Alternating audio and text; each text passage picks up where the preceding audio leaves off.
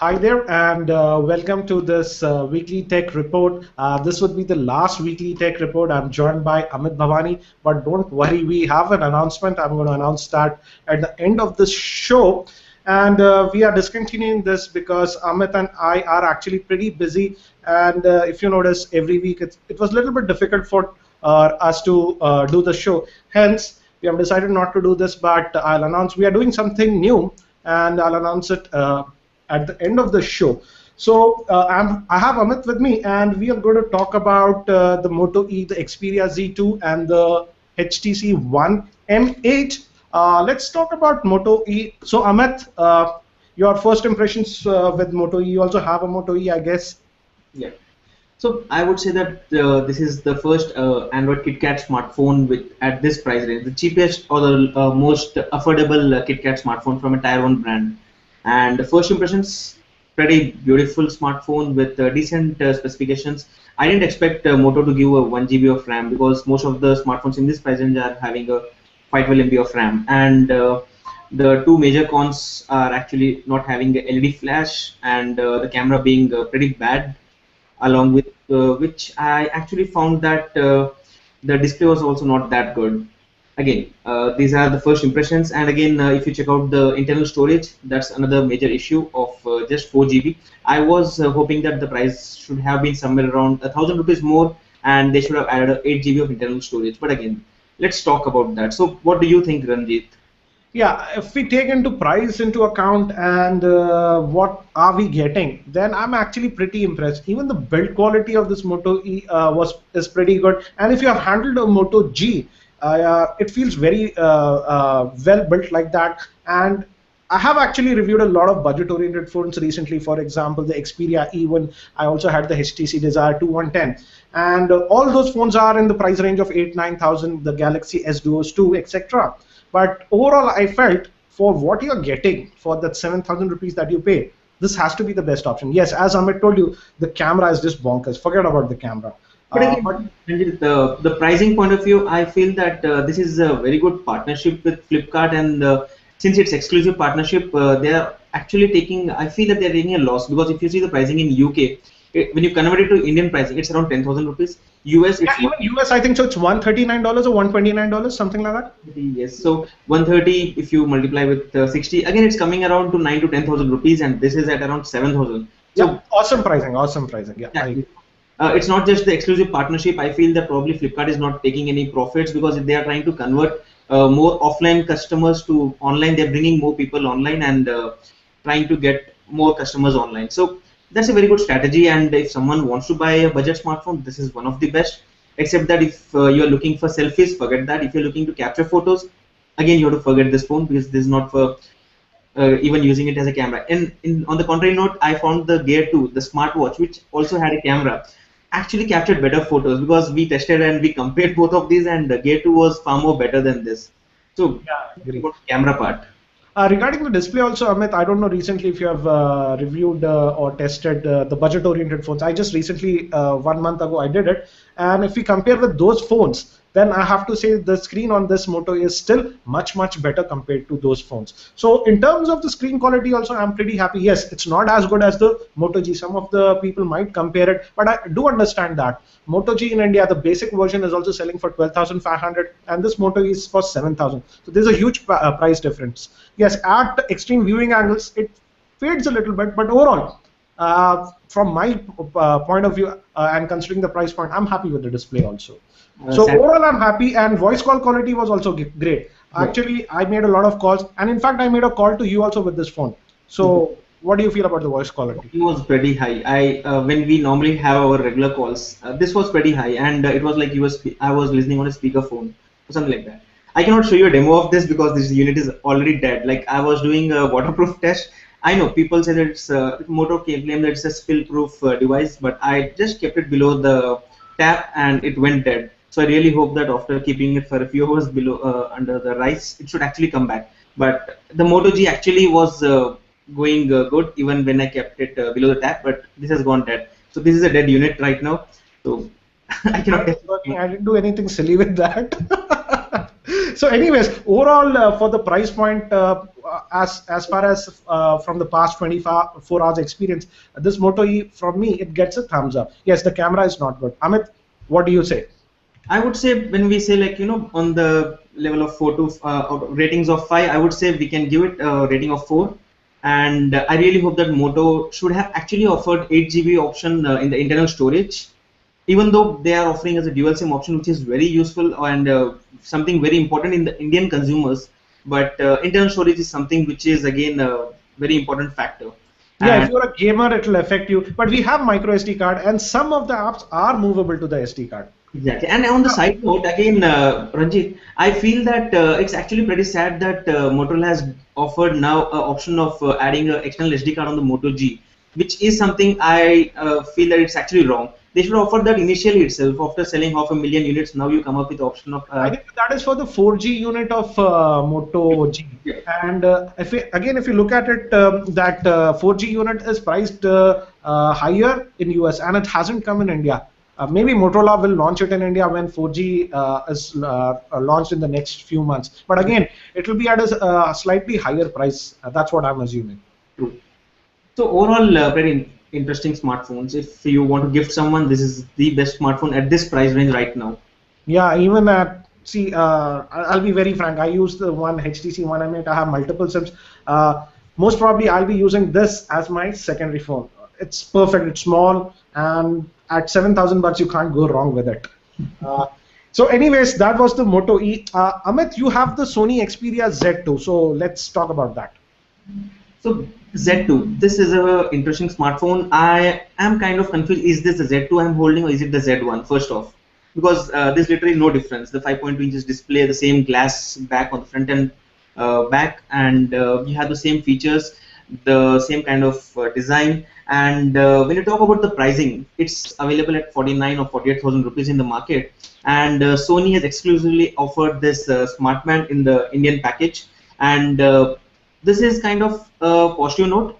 I'm kind of impressed with this smart band, but many of the users are actually not liking this smart band bundle. They were expecting the package pricing to be around 40,000 rupees and the smart band to be sold separately, because the package also doesn't have an in-ear earphone. Now Yeah, that very ordinary earphones they are giving. Very that ordinary. paying 50,000 rupees, don't you expect something like this? Like, what does it cost on your retail pricing? It costs maybe like 2,000 rupees. They should have bundled the in-ear headphones. And the same package in US doesn't have the smart band for free, but it comes with a magnetic charger, which is very important because The dog type, yeah. exactly if you would like to charge this Z2, you have to open this flap, which is not convenient all the time.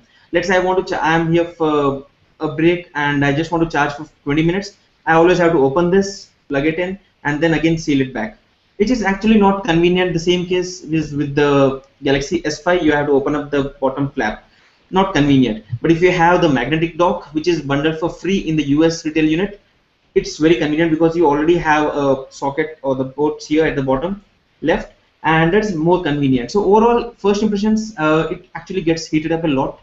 It's not something you feel that it has got a major update from the Xperia Z1. This is on the same lines of Z1.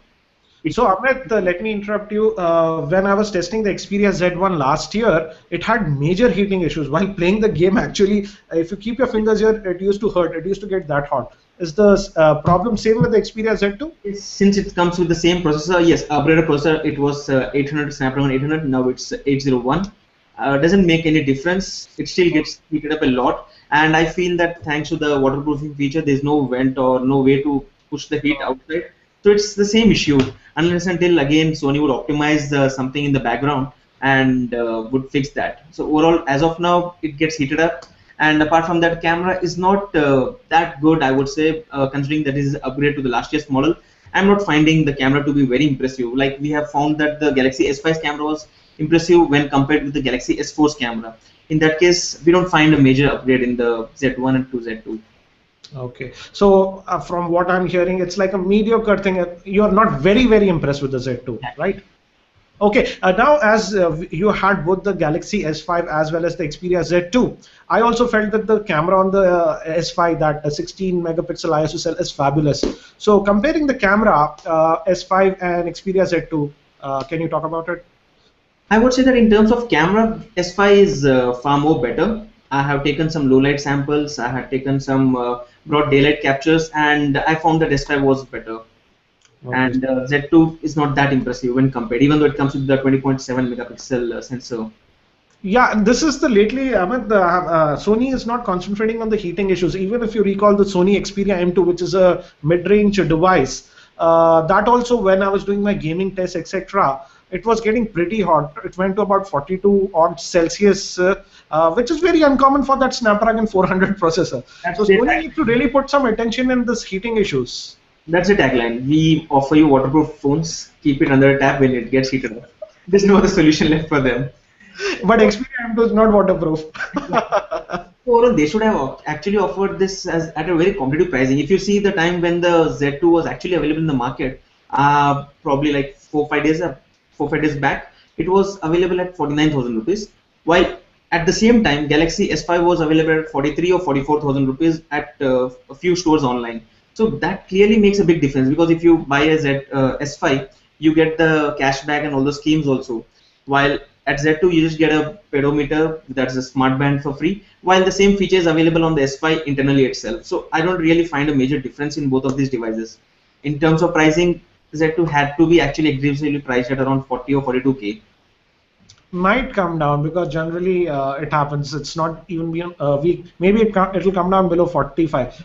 What S5 is now what at 41, 42 or something like that. But what's the point? What's the point? The first adapters always take the loss, and these companies try to mint the max money out of these guys, and then they try to lower the price. What's the point? You should actually aggressively price it. Like on the contrary note, you have the HTC One M8. What about the pricing? Do you see a drop in that, or do you feel that HTC has actually launched the product and have just forgotten the device? I don't know, but the price didn't fall. What I bought it, it's same. It's still at the same price. Okay, so let's talk about the HTC One M8. Okay, so this is the HTC One M8, and it's a nice device, I would say, for a person who wants a stylish kind of a device. The body is mostly metal, and the feel factor of this device is very good. I was using the Galaxy S5. After that, I came on this. So definitely, it feels a lot more premium device. The speakers, obviously, it has that dual speakers, that boom sound, whatever HTC likes to call. Those are pretty good. Battery life is also very good on this HTC One M8. Amit, I forgot about the battery life. How's the battery life on the Z2? That should be also be pretty good, I guess. Actually pretty impressive. When I compared with the Galaxy S5, the S5 was not even working for more than like 16 to 80 hours for me on a regular day-to-day basis, like casual browsing. Most of the time was actually on phone calls. But when you talk about the Z2, it actually lasted more than 28 hours. So it actually took a 4 hour cycle, and it was again the same regular usage. So it's actually pretty impressive in terms of the battery. And I didn't use any of the battery saving options or something as such. It's the regular battery, and the best part is that the whole day the phone is actually connected with the smart band, and whenever there's a new call or any SMS alert, I get a vibration here. So that's very interesting, because it continuously connects with the smart band and keeps updating the steps in the live log application, and still the battery is actually optimized. So Z2 battery is very good. Okay, okay. Coming to the battery of the HTC One 8, I'll compare. I didn't have the Z2, so I can't talk about it. But comparing it with the Galaxy S5, the Exynos version that is sold in India, definitely the battery life on the One M8 is better than the S5 Exynos version. So optimization they have done. Actually, Amit, I think so. Both these HTC One M8 and the Xperia Z2 are based on the Snapdragon 801 processor, and that's a very power efficient processor. Whereas the S5 Exynos is not that efficient, I think so, in the standby time. It drains a little bit. So overall, I'm happy with this device, but biggest con again is that 4 megapixel ultra pixel, and HTC removed optical stabilization. Now they have this dual camera. Yes, you can do some fancy effects with it, like focusing and bokeh effects. If you forget about that, if you come down to the image quality, I'm not that impressed. After spending about 45K, the camera is not that great. But apart from that, I liked it. Yeah. When you mentioned that it's a very beautiful device, it comes with a metal body. I remember last year when I purchased the HTC One M8 I had to actually buy the case cover for it to save the battery device from getting scratches. So are you doing the same thing? Are you hiding the body to get the stay away from the I was just coming to that. Actually, I'm not using a case, but HTC has supplied this TPU case in the packaging itself. They have bundled it. And I get it why they have it. I haven't used a case for 2 weeks, and on this chamfered finish over here, I got some nicks, and I'm pretty careful with my device. I just don't throw that. So in the long run, yeah, the body might not get scratches, but this whatever metallic finish they have, that is surely going to get scratches if you don't put it in the case. Then what's the point? You have a very beautiful smartphone and you keep hiding it within a case. Then what's the point? I feel in that case, the bandage edition is actually better. You don't have to worry. You get those cheap covers. Once you have a lot of scratches, remove this, get a new case. But you cannot do that with the One M8 or HTC One. Yeah, one thing that they did improve, I think so, with the M7 last year edition, it used to heat up a lot, but this One M8 does not heat up that much. So that way, it's a nice device. Overall, I'm happy, but camera, as I told you, if you're too much into photography, forget about it. So that's the HTC One M8 for you guys. I have a point which I had missed earlier. The S5 and the Xperia Z2 both have a very common issue. When I was recording a test video in 4K format on the HTC One, the Xperia Z2, and that too while driving, it was not that I was taking some underwater shots or something. Within 15 to 20 seconds, the camera application stopped, and it says that the device cannot handle the recording right now because of performance issue with the hardware.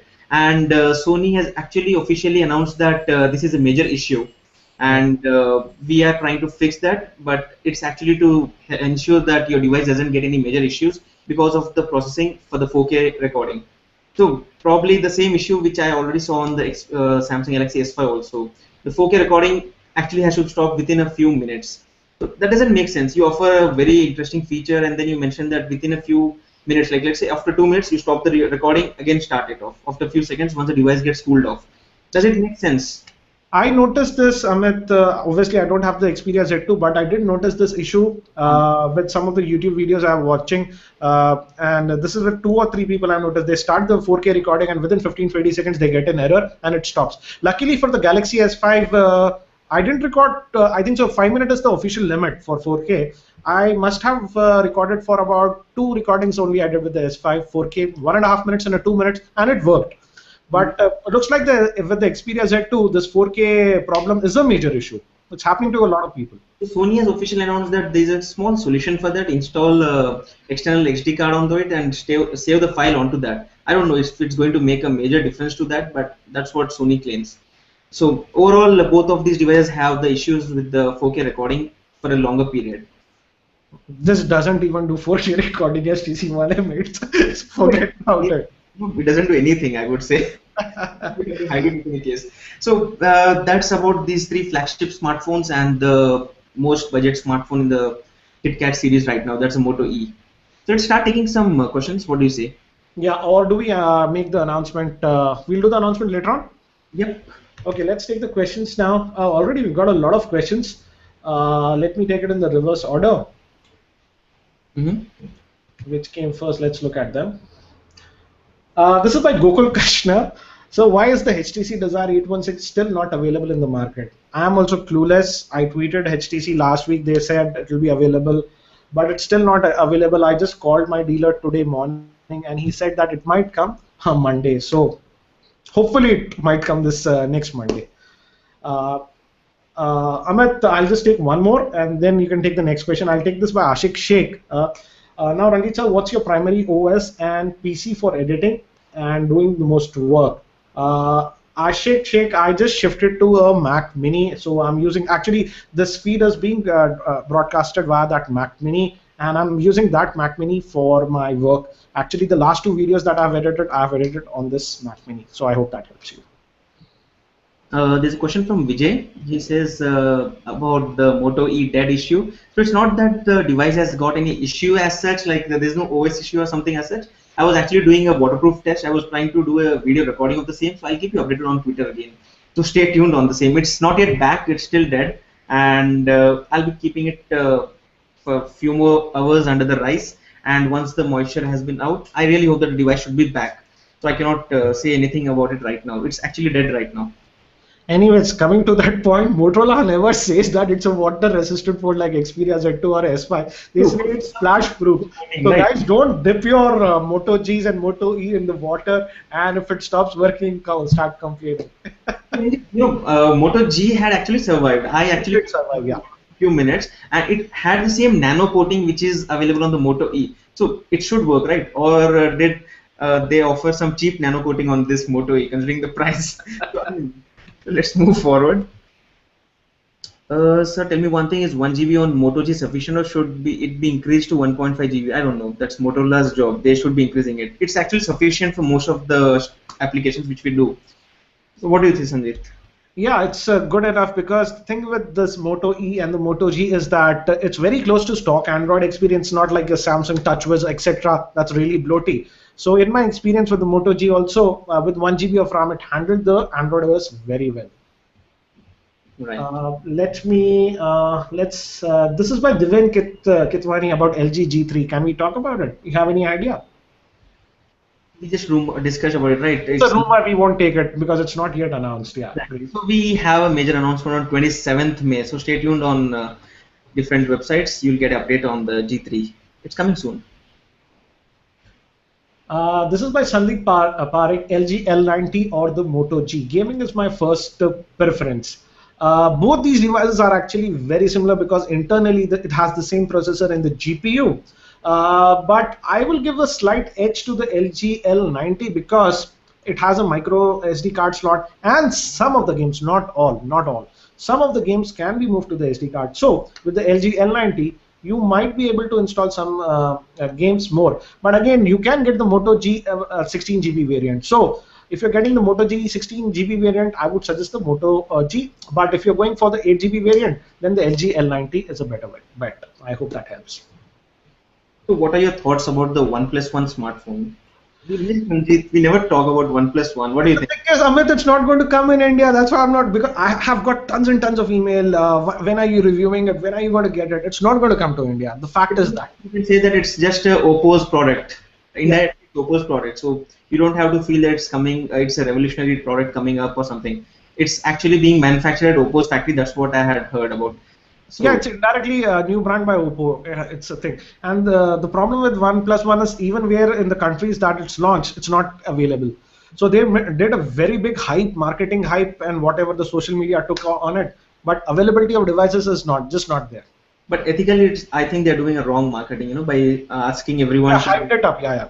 Kill their smartphones. They are selecting 100 bloggers or 100 people who would actually break their devices or throw their devices, and then they will be gifting them OnePlus One. And today someone mentioned that they got a OnePlus One unit wherein the phone was not available inside the package. They got a black box.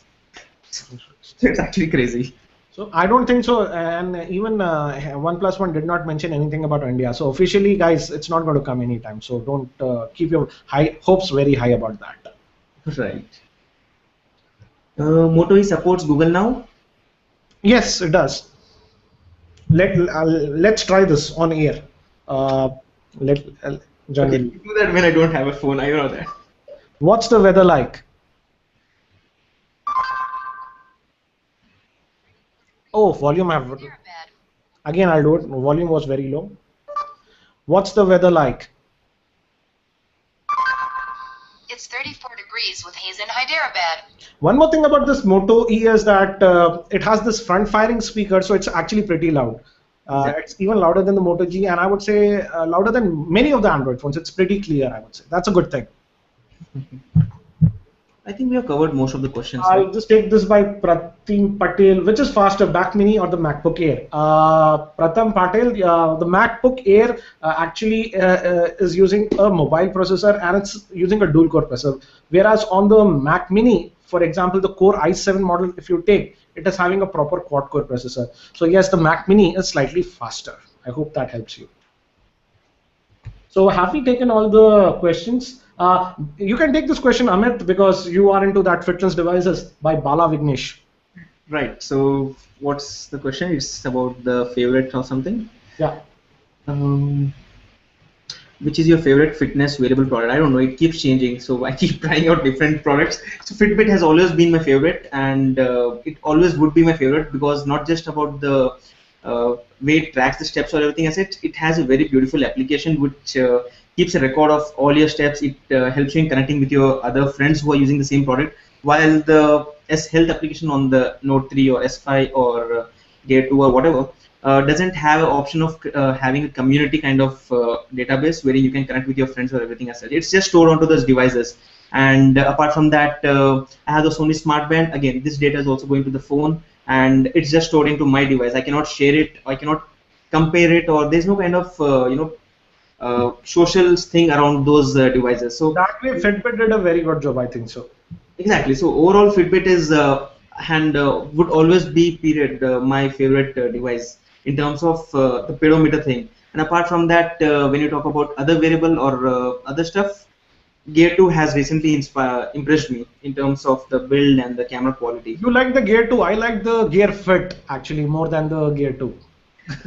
Because it is very light. The Gear 2 was heavy, it feels like a watch or something. Gear Fit was like a fitness band that I'm wearing, but it had that smartwatch features. Ranjit, again, the Gear Fit would not look something which is natural. Like if you're wearing the Gear 2, it would look a little bit natural. Yes, it was a little bit bigger in terms of size, but it would look like a normal watch. But when you're wearing a Gear Fit, people would give a thought like, what is this guy doing? I'm very curious when I was wearing, what is this guy doing? That's my point. So, and again, we are very much excited about the Moto 360 or the wearable stuff which is coming up soon from LG and Moto. So that would be a big game changer. The smartwatches coming from Moto and LG. I'm actually waiting for the Moto 360, that smartwatch actually, to be frank. Yeah. Amit, you did test this LG Pro 2 or not?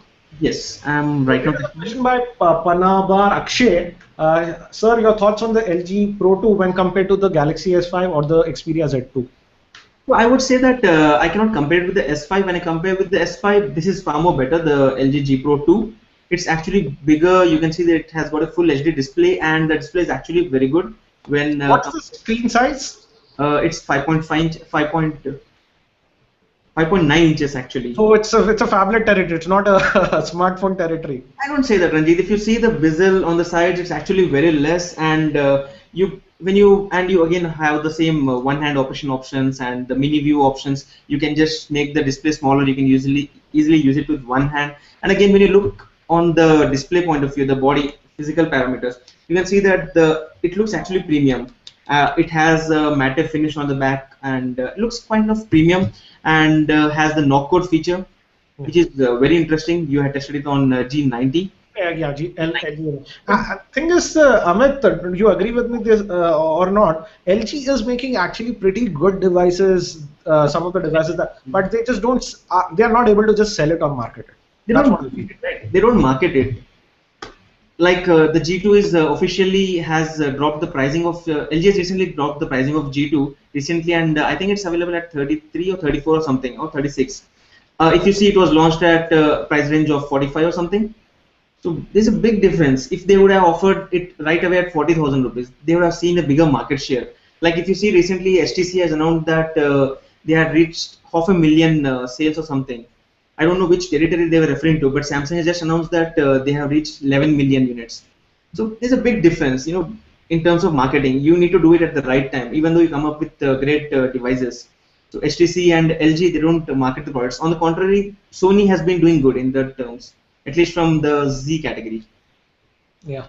So this is by Shushant Yadav. Nice to see you and Amit, brother, on one screen. Dynamic notifications or AC display works on Moto E. I'll take this. I made an article. I'm using actually. It works. AC display works fine on this Moto E because it has KitKat.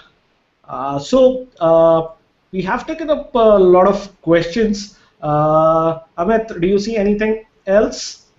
No. Or we just announce, okay, it's almost 30 minutes, so let's do the announcement. As we have told you that this would be the last weekly tech report that we are doing. It's simply because that every week we are not just able to take out the time. So what we have, Amit and myself mutually have decided is that we'll be doing a monthly tech report instead of weekly. So at the end of every month, we'll be taking up the entire news that was done this entire month, and also the products that we have reviewed the entire month. So Amit, what do you think about it? I think that, Ranjit, since we were closing these sessions, the weekly tech reports in 20 to 30 minutes, because we have within a week we had very limited number of announcements of products, and then we were also primarily always around this mobile phone. So we would be talking more about the general tech too, because it's a tech report. And then I think this would be going longer, maybe like 45 minutes to 1 hour. So you guys have to let us know, like, what do you want? Like, do you want us to keep it like 20 minutes, or should we stretch it to 1 hour? Since it will be done only once in a month, I think a longer report would be more appropriate. Yeah, we can take on a lot more topics, and we are planning to do this end of every month. That is weekend. For example, this end of this month, that is 31st May, is coming out to be a Saturday. So we were planning to do any time around this Friday, Saturday, Sunday time frame, and timings we want to keep the same at 7 p.m. or something like that. Again, we are open to suggestions, so you guys can comment in the comment section. So you guys can actually follow us, both of us, at Amit Bhavani and at Kiki Ranjit. So we'll keep you updated because it's at the end of the month. We don't have a fixed day. So we'll keep you updated a day before these events, and then you can start sending your questions, and we'll be taking them up. So I think that's it. Yes, guys. So that's it for this last official weekly tech report. I hope that you'll be able to join us when we start the first episode of the monthly tech report. So Right. that's it. This is Ranjit and Amit. Sure. Bye bye. Yeah. Bye-bye. Anyways, guys, signing off. Bye bye.